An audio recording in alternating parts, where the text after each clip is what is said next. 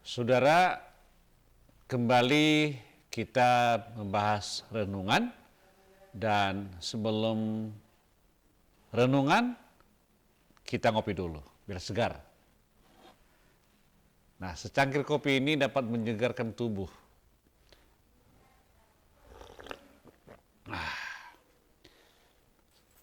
Sekali lagi ya. Luar biasa. Nah, kali ini saudara kita berbicara tentang masalah mengenal Taman Eden yang dalam Kejadian pasal 2 ayat 8 sampai 17. Nah, saudara-saudari yang kekasih dalam Kristus, hari ini kita akan merenungkan tentang Taman Eden, tempat yang sering dianggap sebagai simbol keindahan dan kesempurnaan awal ciptaan Allah. Tapi lebih dari sekedar taman yang indah, Taman Eden menyimpan makna teologis yang sangat dalam tentang relasi Allah dengan manusia, tentang pilihan, kebebasan, dan kasih karunia.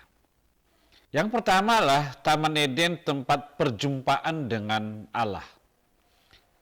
Dalam Kejadian pasal 2 ayat 8 berkata, kemudian Tuhan Allah membuat taman di Eden, di sebelah timur, di sanalah ditempatkannya manusia yang dibentuknya itu.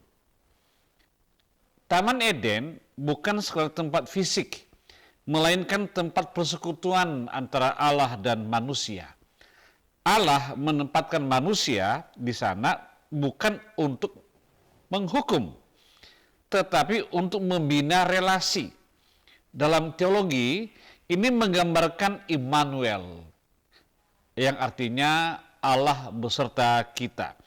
Sejak awal, maksud Allah adalah hidup bersama ciptaannya dalam kedekatan yang intim. Itulah konsepnya manusia ditempatkan di Taman Eden. Yang kedua, pohon kehidupan dan pohon pengetahuan, simbol kebebasan dan pilihan. Di dalam Kejadian pasal 2 ayat 17 berkata, tetapi pohon pengetahuan tentang yang baik dan yang jahat itu, janganlah kau makan buahnya. Nah saudara, di taman itu ada dua pohon penting, pohon kehidupan dan pohon pengetahuan. Allah memberikan kebebasan kepada manusia untuk memilih. Ini menunjukkan bahwa manusia diciptakan bukan sebagai robot, tetapi sebagai makhluk moral dengan kehendak bebas. Dari sisi teologi, ini menunjukkan bahwa cinta sejati harus memiliki pilihan. Tanpa pilihan, tidak ada kasih yang sejati. Yang ketiga, kejatuhan dan pengusiran akibat dosa, bukan kebencian Allah. Ingat ya, Allah tidak membenci Adam dan Hawa. Allah tidak membenci saya dan saudara. Tapi hari ini kita bahas, setelah manusia jatuh ke dalam dosa, mereka diusir dari Eden. Namun, ini bukanlah tanda bahwa Allah membenci manusia. Justru sebaliknya, Allah itu mengasihi manusia. Allah tetap memberikan pakaian kepada mereka. Dalam Kejadian pasal 3 ayat 21. Tanda kasih dan pemeliharaannya yang tidak putus. Secara teologis, ini menggambarkan kasih karunia meskipun manusia jatuh, Allah tetap menyediakan jalan keselamatan. Saudara, di sini kita belajar agar kita jangan menghakimi manusia. Allah tidak pernah menghukum manusia, tidak membunuh manusia justru. Tapi dia begitu sayang kepada kita. Dia mengasihi manusia seperti saya dan saudara. Yang keempat, Taman Eden sebagai bayangan surga yang akan datang. Dalam Wahyu pasal 22, kita melihat gambaran tentang surga yang penuh dengan kehidupan, air kehidupan, pohon kehidupan, dan Allah yang tinggal bersama umatnya. Ini adalah restorasi dari Eden. Artinya, rencana Allah sejak awal akan digenapi, hidup kekal bersama manusia dalam kasih dan kemuliaan. Jadi Taman Eden itu adalah tempat kita untuk dipulihkan hubungan kita dengan Allah. Nah, sebagai penutup pada saat ini, Taman Eden bukan hanya cerita tentang masa lalu, tapi juga nubuatan tentang masa depan. Ini adalah gambaran tentang relasi sempurna antara manusia dan Allah, dan kerinduan Allah untuk memulihkan hubungan kita.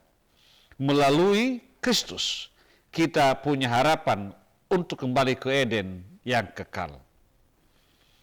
Saudaraku, dalam nama Tuhan Yesus, percayalah kepada Tuhan. Percayalah kepada Yesus. Percayalah kepada firman-Nya. Tuhan mengasihimu. Oleh karena itu, ajaklah diri kita untuk hidup dalam ketaatan.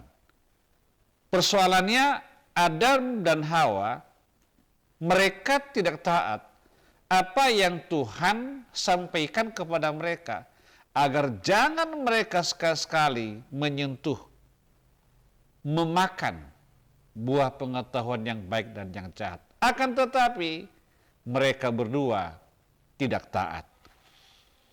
Oleh karena itu, saya mengajak kita semua, mari kita hidup dalam ketaatan. Kasih dan kerinduan akan persekutuan yang dalam dengan Allah, seperti di Taman Eden. Jadi ini sangat penting bagi kita agar kita kembali dalam persekutuan dengan Tuhan, ada hubungan intim dengan Tuhan, sehingga apa saja yang kita minta di dalamnya, Tuhan berikan. Tahu nggak saudara, setelah mereka tahu bahwa mereka itu telanjang, tapi Tuhan melakukan sesuatu, mengampuni mereka, sebelumnya mereka mengambil daun-daunan untuk menutupi malunya mereka, tapi Tuhan mengorbankan binatang dan diambil kulitnya untuk menutupi mereka agar jangan mereka jatuh lagi di dalam dosa. Inilah saat ini renungan pada hari ini, dan semoga Tuhan Yesus memberkati saudara semua. Dan jangan lupa bagikan video ini, lebih dahulu subscribe, dan kemudian dikomentari kalau engkau diberkati Tuhan, maka biar juga yang lain juga terberkati oleh karena video ini. Ingat saudara, Allah menciptakan manusia dan Allah itu menempatkan mereka di Taman Eden dengan tujuan agar Adam dan Hawa memiliki relasi yang intim dengan Tuhan. Sama halnya dengan kita pada hari ini. Tuhan merindukan saudara untuk intim dengannya. Maka janganlah engkau menjauhi dirimu dari persekutuan dengan saudara seiman. Terima kasih. Tuhan Yesus memberkati kita semua. Dan sebelum menyelesaikan, kembali untuk ngopi. Ya.